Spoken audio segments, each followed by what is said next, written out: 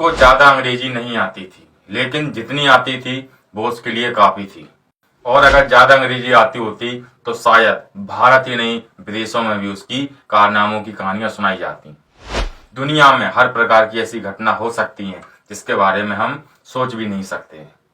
आप लोगों ने एक मुहावरा तो सुना होगा, आंखों से काजल चुराना, लेकिन ऐसा करते हुए किसी को नहीं देखा होगा। लेकिन एक ऐसा शख्स भी था जिसके लिए ये मुमकिन था।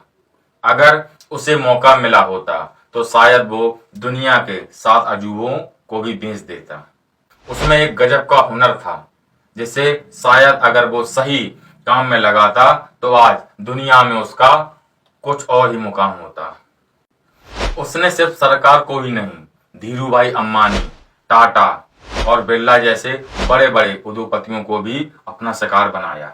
उस पर 8 राज्यों में 100 से ऊपर आपराधिक मामले दर्ज थे। 30 अपराध तो ऐसे थे जिनकी सजा मिल ही नहीं पाई थी।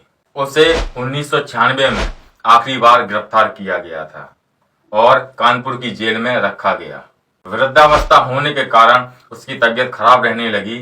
एक बार अदालत के आदेश पर जब उसे इलाज के लिए एम्स ले जाने लगे तो 2 हवलदार, एक डॉक्टर और एक सफाई कर्मचारी को झांसा देकर गायब हो गया। किसी को पता ही नहीं चला कि वो कहाँ गया। कहते हैं कि वो आखिरी बार दरभंगा के रेलवे स्टेशन पर देखा गया। 75 साल उम्र में भी उसके हाथ, पैर और दिमाग इतनी तेजी से चलते थे कि पुलिस वालों के सामने ही वह गायब हो जाता था। वह खुद को रॉबिन हुड कहता था और उसे अपने आप पर इतना ज्यादा भरोसा था कि दावे के साथ जज को भी अपने पक्ष में फैसला सुनाने पर मजबूर कर सकता था।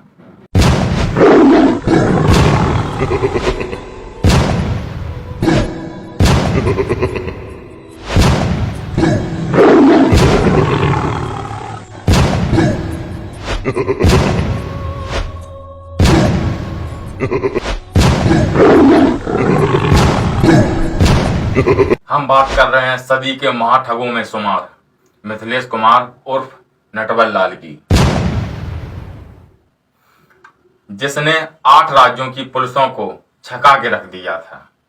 उसका नाम था नटवर लाल। नटवर लाल का नाम ही काफी था। जी हाँ, नटवर लाल का नाम ठगी का पर्यायवाची शब्द और मुहावरा बन गया था। 70, 80 और 90 के दशकों में एक के बाद कई ठगी की घटनाओं को अंजाम देकर नटवर लाल भारत का कुख्यात ठग बन गया। कानून की नजर में नटवर लाल की गतिविधियां भले ही अपराध हों, लेकिन वह इसे एक समाज सेवा मानता था। अपने जीवन काल में करोड़ों रुपए ठगने वाले नटवर लाल का कहना था कि वह लोगों को झूठ बोलकर पैसा मांगता है और लोग उसे दे देते हैं। इसमें उसका क्या कसूर है? यही नहीं, नटवर लाल का दावा था कि अगर सरकार इजाजत दे दे तो वह ठगी के माध्यम से भारत का विदेशी कर्ज उतार सकता है। वह अपनी ठग बुद्धि की वजह से कई दशकों तक भारत का मोस्ट वांटेड मैन बना रहा। जन्म बिहार के सीवान जिले के जीरादेई गांव में हुआ।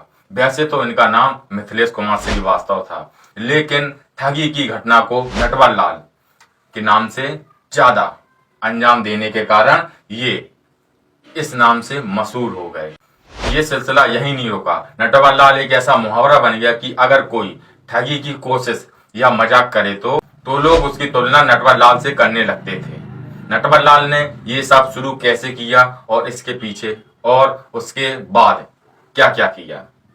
नटवर लाल ने वकालत पढ़ रखी थी, लेकिन उसका वकालत में मन नहीं लगा तो वो कुछ और ही करना चाहता था, तो उसने ठगी व चोरी का रास्ता चुना।